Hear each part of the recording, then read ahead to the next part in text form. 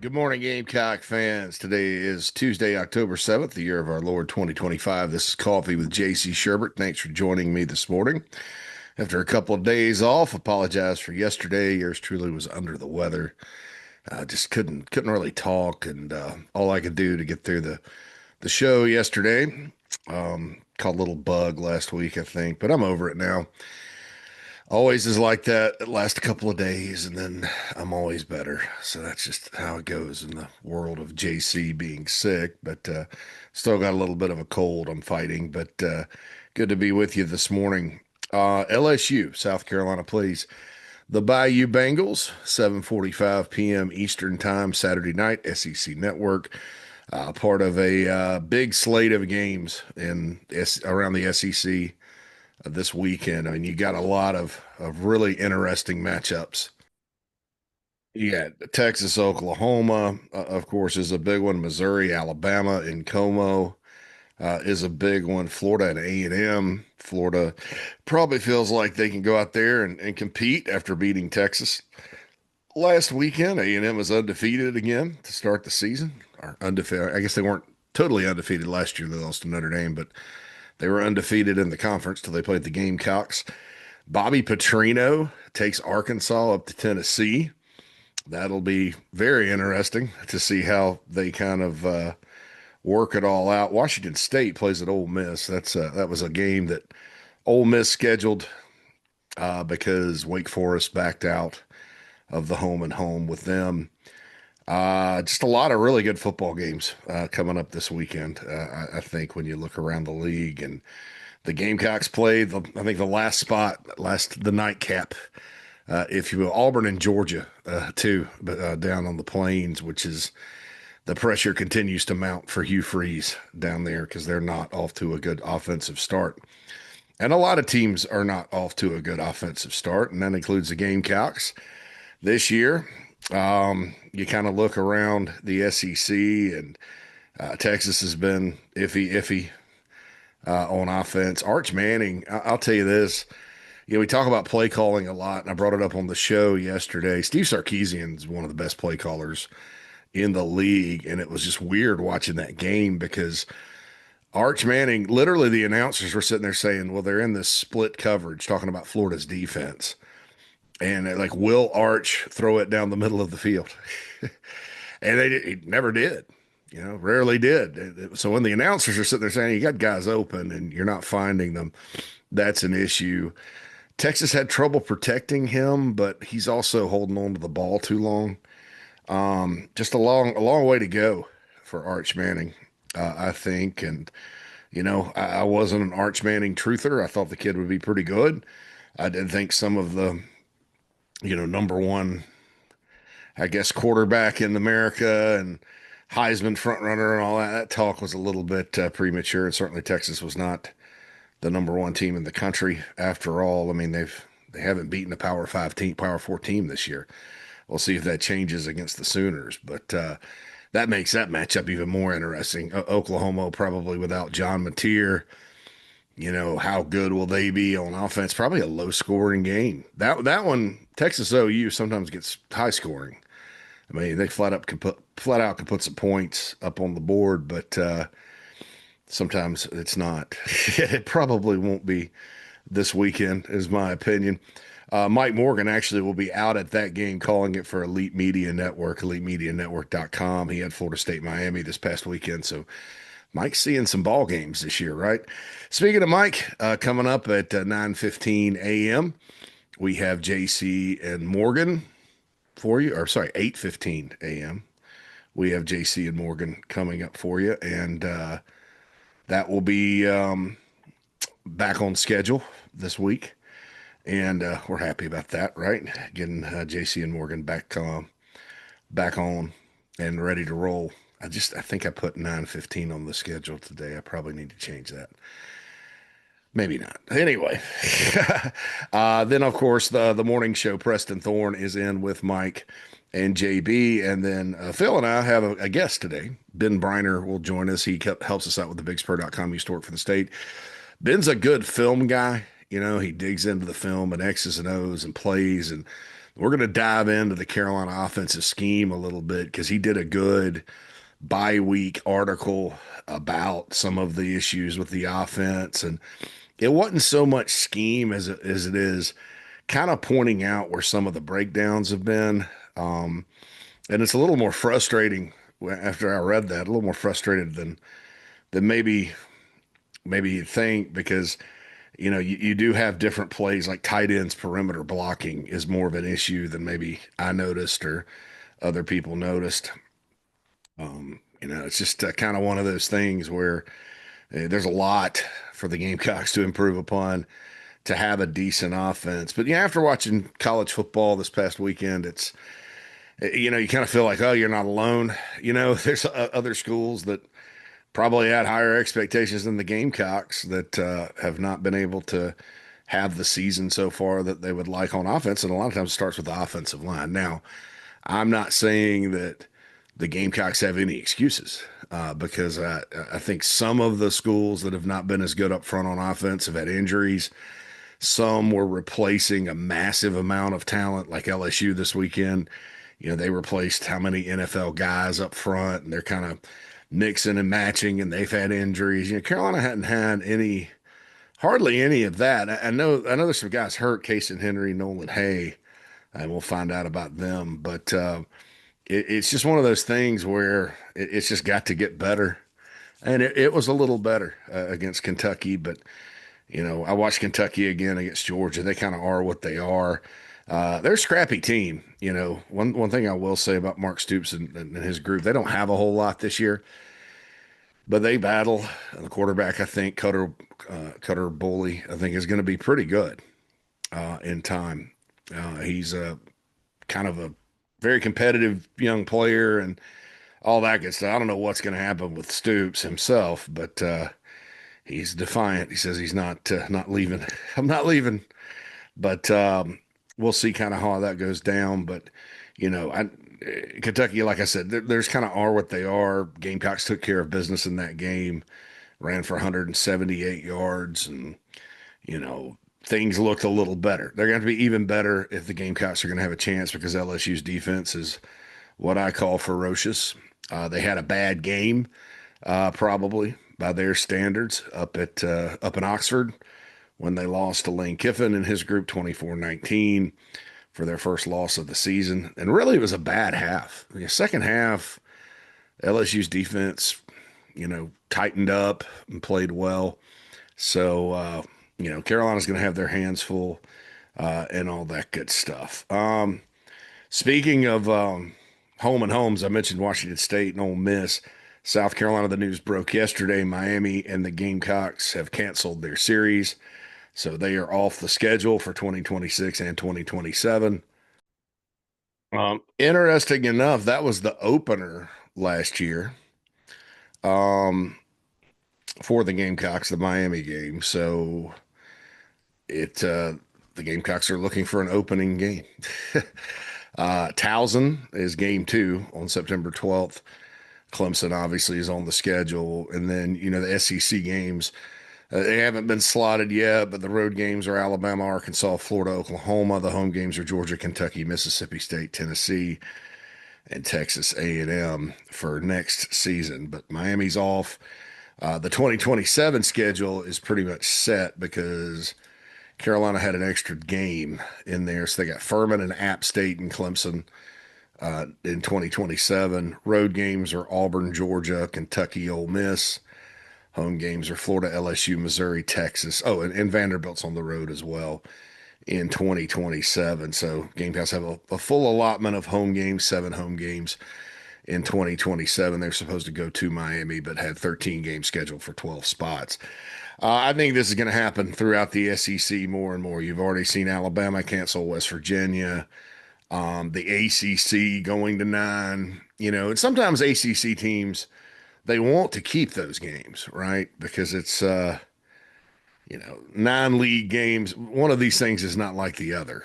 For some ACC teams, that SEC game. I mean, you think about Clemson, in some years when the ACC's down or they're not playing Notre Dame, that Texas A&M or Auburn or LSU like they had this year. That's big for them. Yeah, that's one of their bigger home games. So it is what it is. And certainly, if the Gamecocks want to play a game down at Hard Rock Stadium, then that's easy. You just make the playoff, right?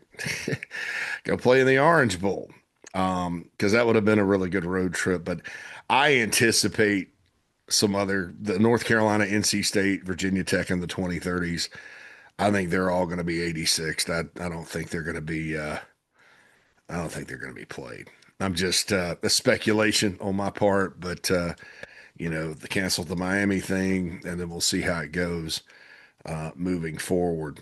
And you never know. I mean, it may end up being that the playoff expands to what that ungodly number that the Big Ten wants.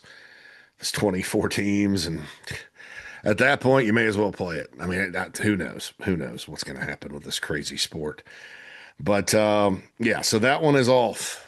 And so the Gamecocks will not be playing the U. It's pretty interesting because the Gamecocks, when they played Miami in '87 down at the Orange Bowl, I was actually at that game. There was a fight at the end, and Carolina said they're never playing Miami again. Lo and behold, I guess it was about 27 years later. The Independence Bowl matched the Gamecocks and Canes. Carolina won that one 24-21. That was that 2014 team. I was at that game. I was one of the hardy Gamecock fans at the Duck Commander Independence Bowl that year in Shreveport. It was raining. Oh man, yeah, this was not the biggest, greatest bowl atmosphere. That Miami team, Al Golden was their coach. They had a lot of good players on that team that year that ended up in the NFL. And Carolina, of course, didn't have a great defense, but the defense played hard that day. And Spurrier started dialing up plays in the second half. Carolina held on to win over the U. So they've got that win. And I guess they decided, hey, we're going to schedule. I don't know, was it Dan Radakovich was already the AD at Miami or not? But it makes sense with Tanner and Radakovich's previous relationship that Carolina would have put that on the schedule, but not going to happen now. And I know some Gamecock fans are probably sitting there looking at how Miami's been playing this year, going, "Hey, well, maybe it's good because they're about to maybe get it rolling again." No, I mean, you never know. They're probably not going to have Carson Beck next year and some other guys, but it's all year to year. But still, that's going to be kind of the way it is if the league is going to insist on 9 games. You can't be stupid with it. You gotta you can't just overschedule and paint yourself into a corner. Um, and so, good move by Jeremiah Donati and the athletics administration getting out of that one. And so there you go. The Shane Beamer press conference is today at 1 o'clock too, by the way. So it's back to press conferences on Tuesday. This game this weekend, part of me thinks, when you look at LSU, it's been, if you look at it from their perspective, it's been kind of a struggle. And my question, the offense has struggled, regardless of injuries and things like that. But, honestly, sort of the low point. I mean, you kind of look at how their season's gone. And Clemson, obviously, Clemson's defense is probably, if you'd ask them, not played as well as they probably would have hoped this year.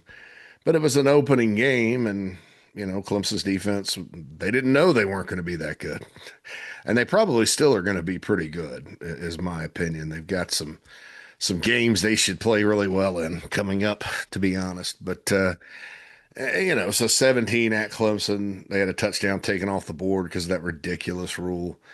Um, and so probably a pretty good game for them there. On a short week, they come back. Oh no, it wasn't a short week. They come back after prepping all year for Clemson. That was just one. Brian Kelly and they just weren't gonna be denied with that one. I mean, they were tired of losing opening games, and so that's kind of what that was. Clemson had their problem. Some of Clemson's issues reared their ugly head, especially running the football. And so they come back, Louisiana Tech. It's a 23-7 game. That's kind of chalk that up to putting too much into Clemson. Well, then Florida comes to town. Now, Florida's got a pretty good defense, really good defense. And that was kind of a slugfest. LSU got a defensive touchdown in the second half. They picked Lagway off 5 times. But Caden Durham, who's healthy, according to Brian Kelly, are ready to go, as is Aaron Anderson, their top receiver, had 93 yards rushing. Nussmeier was solid. Again, that's a good defense. They won 2010. So they then you got Southeast Louisiana, blew them out like you should. The big struggle came at Ole Miss last 2 weeks ago. Now, Ole Miss's defense is showing signs of life. And in other words, they're getting better. Shut down Tulane in a 45-10 win, and then had a really good game against LSU, especially in the first half. Nussmeier looked off. They could not run the football. The offense was just kind of discombobulated, and that added up to a 24-19 loss. They really struggled defensively with Trinidad Chambliss running and throwing the ball. That's going to be a key for the Gamecocks Saturday night as well. But they've been kind of rallying the troops for this one. I mean, this is if LSU wants to continue on, they've only got one conference loss. The SEC is sort of in chaos right now. I mean, everybody's taking L's here, there, and yonder. Everything's still out in front of LSU as far as winning the league, making the playoff, all that. But it kind of starts, the next 2 weeks, or next 4 weeks, actually, 3 weeks, because I got another open date. The Cocktober schedule for the Bayou Bengals. South Carolina at Vanderbilt. That's got to be scary. And then Texas A&M comes to Baton Rouge. So these 3 games, then they're off, and then they play Alabama, Arkansas, Western Kentucky, and then at Oklahoma to end up the year on Thanksgiving weekend. So, this game, South Carolina, you lose this one, and it kind of gets dicey, given that you got to go to Bama and Oklahoma and even Vanderbilt for the rest of the year. And it is a home game at night in Baton Rouge. My question about LSU is this an offense that's struggling because they can't block, because they lost too many offensive linemen last year? And Nussmeier's not himself. They say he's not hurt. I know that's a question that's not going to go away, but they're not good at running the ball. The run blocking in particular, and I think getting back Caden Durham's going to help. Caden, we saw him last year against the Gamecocks. He is a true freshman. He put up 100 yards on Carolina's defense last year, and that's going to help. Getting Aaron Anderson back at receiver is going to help. And that's my question. Is it really a struggling offense that couldn't put up a lot of points against LSU or against Ole Miss? Or is it a situation where having your top receiver and top running back out, and then Nussmeier maybe not feeling as good health-wise that day, just struggled, and then Ole Miss's offense gave their defense problems. Otherwise, if they were playing a team that they matched up a little better against with their defense, especially in the first half, do they win that game? There's a lot of questions there about this LSU offense and just what is the problem? I think we know what Carolina's problems are. I mean, you can't block. There's too many people in the box. Lots of different. I mean, we've talked that a lot, and we'll continue to talk it. But with LSU, those are my questions. Is what really went on with Ole Miss? Is it that they were missing number one receiver, number one running back, and then Nussmeier could not carry them because they're not very good at protecting or whatever, or is that just a bad game and they're going to come in and play really, really well against the Gamecocks? Because I think that's what they're planning on doing. It's a rallying the troops type of game in Baton Rouge, which is scary for the Gamecocks. You like to think you go in there and beat them at full strength, and I think Carolina, if it played significantly better in a lot of areas, definitely could win the game. I mean, you get another non-offensive touchdown. That's going to help. I mentioned that around the SEC this year, there's all these NFL type scores, and you look at LSU's 2 SEC games, 20-10, 24-19. It's the margin for error. I mean, Florida beat Texas 29-21. Alabama, Georgia was a big game, 24-21. Alabama got a wore Vanderbilt's defense out and got a touchdown run on 4th and 2 to cover, and it lost my Fab Five challenge game for me. Against Vandy, it was 30-14 was the final in that one. But Vandy doesn't turn it over inside the 20 twice, and it's a nail biter. Yeah, it's just on and on and on. I mean, even Auburn, as bad as they've played on offense, they're 0-2 in the SEC, but got a 7-point loss at Oklahoma and a 6-point loss at A&M. That's like I said, non-offensive touchdowns can be very, very beneficial given that the league is going like this. I know the Vanderbilt game score-wise got away from Carolina, but that's going to happen against those guys when you turn it over 4 times. But the Missouri game was fourth quarter ball game.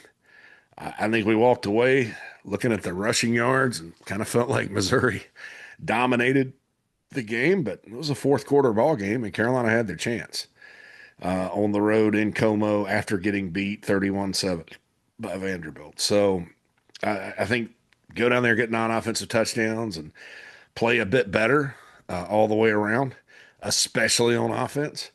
And yeah, Carolina's got a shot. I mean, they're 9-point underdogs. That's a lot less than some teams Carolina has taken down to Baton Rouge as far as the point spread goes. But it's going to be important, I think, as we look at this matchup. South Carolina's defense is kind of what I've got my eye on, because what you can do, there's that old adage, you take your defense on the road, and you do. That's true. Teams that don't have good defenses tend to really, really struggle away from home because you don't, the crowd kind of gets into it with the other offenses moving the ball, and, it can balloon on you because you don't get off the field. It's a crazy environment. You don't have a chance to kind of, take the crowd out of it, so to speak. But teams that are good on defense can go on the road and play well. And South Carolina last year was really good away from home. They only lost was a 2-point loss at Alabama. This year they played one road game. That was the game at Missouri. And I can guarantee you, if Carolina runs the ball for -9 yards and LSU runs for 285, the Tigers are going to win Saturday night in Baton Rouge. So you got to fix that. But I'm looking at South Carolina's defense here. After Kentucky puts up 141 yards in the first quarter, I think they had less than 100 after that. And, Kentucky's Kentucky, right? We talked about, I just don't have that much, whatever. But rallying like that, there was, it was like a switch was flipped in a way. And we've seen this from, when Carolina's kind of gotten, I don't know, off track a little bit on defense around here under Clayton White. Sometimes they'll have a game where they kind of look like themselves again, and then from there we go. It's back. The defense is back, so to speak. We saw it in 2023 when Carolina kind of switched to the three-man front. They struggle with Jack State a little bit, and that weird, whatever, Rich Rod's offense, which is still a tricky special preparation type of deal. They got back on track, and then, they shut Vandy down, and then they shut Kentucky down, and then they held Clemson out of the end zone. And that, so that was like 3 straight games. Now, they were all at home, and none of them were against very good offenses, but I don't think you can say LSU's a juggernaut on offense heading in. So, a lot of people were all talking about building on the positive aspects of the offense from the Kentucky game, the 178 rushing yards, Lenore Sellers looking like himself, keeping the ball for 9 minutes in the fourth quarter, all that good stuff. We're all talking about, offense needs to build on that. But I think the defense does too. I think that's very important because, they can't win if they can't score. If you hold them down, anything can happen. Even if you don't have the best night on offense, you're sitting there in a 14-10 game in the fourth quarter, somebody messes up for LSU. There's a strip sack. There's a busted play and Lenoris gets loose. I mean, you could win the game. Is that the only way Carolina can win the game? No, of course not. It's college football, folks. And the minute we all sit here and talk about NFL type scores and defensive scores and low scoring games and all that happiness, is the minute like what everybody talked about over the summer, the Lenore Sellers Garrett Nussmeier battle in Baton Rouge. Uh, that's the minute that thing hits. And it's a 38-35 game in both quarters. And we're talking about this game for years and how great Sellers and Nussmeier were and how classic it is and all that good stuff. So that's, I wouldn't predict that to happen, but it wouldn't surprise me, man. This is a crazy, crazy sport. You never get the same team twice a week. And for the Gamecocks, you got to hope you don't get the same team offensively. I think things were better against Kentucky. Don't get me wrong. I think that, looking at the total yards and stuff, when you have a drive where you're primarily bleeding the clock and you run out 9 minutes and you're just running the ball, that yards per carry average is not going to be for your running back. It's not going to be great. When you have two defensive scores, you're not going to have a big total offense number most of the time because that's hidden yardage. So you had a 40-yard fumble return, a 53-yard. So you got about 100 yards there. But what you're doing is you're just kicking it right back to them. It as far as scoreboard goes, it's huge because points. That's you win football games by scoring points. That's Captain Obvious. But as far as total yards go for your total offense, it's just like turning it over. It's just like giving them back-to-back possessions, and it happened twice. So I wouldn't get too caught up in that total offense number. There's other total offense numbers. I mean, South Carolina State only 253 total. Yeah, there's no reason for that, and you can watch the game and see the Gamecocks bogged down drive-wise against State early. But there were three defensive touchdowns, or two special teams touchdowns and defensive touchdowns. So that limits your possessions and makes the numbers ugly. Now, that's not the only reason the numbers are ugly. Don't get that twisted. I'm just saying that, I saw a tweet about Shula had never put up over 400 yards of offense, and that's a fair criticism. That's a fair criticism. But for the Kentucky game, I mean, those numbers are going to be a little skewed. Now, you'd hope you get more than 3 yards per carry from your running backs. But I don't really care where the rushing yards come from. I've kind of decided this. It's like they need Sellers to run and throw at a high level to win, in my opinion. And so just let him roll. He had the best statistical rushing game of any player this year through 5 games, with 81 yards against Kentucky. Previous high was Faison against Vandy with 74. So yeah, I'm kind of thinking that he needs to continue that.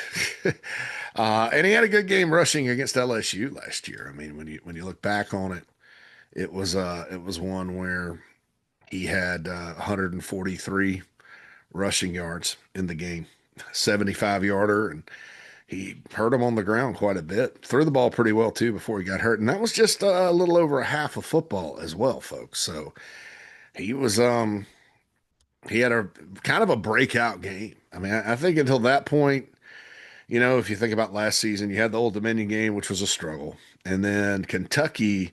The story of that game was the defense because they just, bludgeoned Kentucky to death, kind of like they did this year after the first quarter. Uh, but Sellers played better and threw some touchdowns and looked better. And then LSU, and this is why it was a shame he got hurt in that game. He was more in control, calmer. Look. He looked actually in that game a little bit better, than he did against Kentucky. And then he got hurt. Came back for Ole Miss. That was and then once the Alabama game got there, he started rolling. So I don't think he's had bad games this year, like the dips and stuff. South Carolina State to me would probably have been, if I had to say, worst game for him. Probably the worst game. Vandy couldn't help it. He got hurt. He was 6 for 7. and run the ball. I mean, after watching Vandy again against Alabama, it sounds crazy to say, but if he doesn't get hurt and he makes his share of plays and the Gamecocks can kind of counterpunch on the scoreboard like Alabama did, that may be a different football game. Because like I said, how you beat Vandy is you stay with them, stay with them, stay with them, wear them out. And eventually, in the fourth quarter, Vandy's defense got gassed. They turned it over twice because Vandy will turn it over. They're a very disciplined, well coached team, but they do turn it over. But alas, it wasn't meant to be with that one.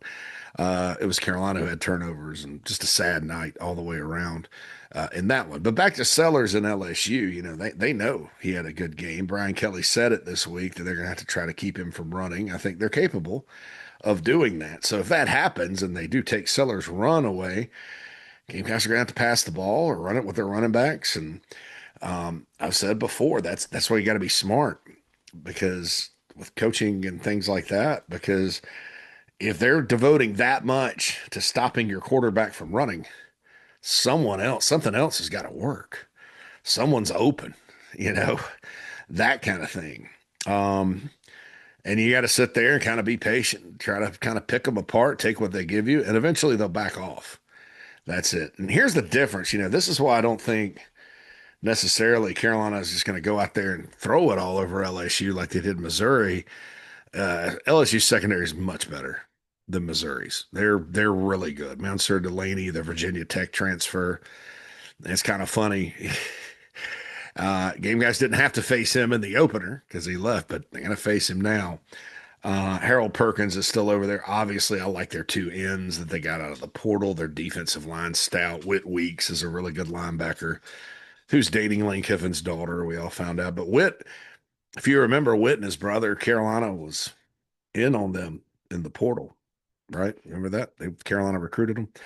But look, it's offensively, I think we all know what kind of needs to happen or what they hope happen. It's going to be a big challenge Saturday night. But defensively, back to that, because that's kind of the focus here.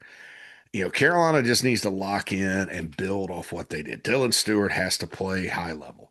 I have a gut feeling JT Gear can have a really good stretch run this season. I think in the middle of the defense, Fred Johnson, Gabe Brownlow Dendy, Monkel Goodwin, Nick Barrett, those guys, Justin Okoronkwo at linebacker, Sean Murphy, those guys, I think have to keep LSU from being a little sneaky and running it between the tackles with Durham. I think that's something, with the draw play and stuff. They kind of caught Carolina in a little bit last year. Gamecocks have to, of course, set the edge. Their perimeter tackling has to be good because they'll hit the flats and try to make plays with their guys on the outside. That's very, very important. But I think, if you're looking for one key stat or something for the Gamecocks in this one on defense, getting them in third and throwing situations, because I just think that's he's going to complete, especially if he's healthy. He's going to complete some. Aaron Anderson, really good player. They have other good receivers too. They're going to complete some, but you got to get to him and take advantage of what has been a struggling offensive line, according to their insiders. And we will have Glenn Gilbo on the morning show on Thursday with JB to bring you all the insight from Tigerland. But it's it's one of those things where their offensive line has probably arguably been as frustrating for them as it is for Carolina. And they lost some guys. They knew that going in. Some of their insiders were just railing about the offensive line after two practices this year. I'm like, and they held up pretty good at Clemson, I thought. That seems like an eternity ago, doesn't it? That football game. But so yeah, I think that's the matchup for Carolina. If the Gamecocks go down there and they don't tackle well and they don't rush the passer and get Dustmeyer off or force passing downs, it's going to be a long night, in my opinion.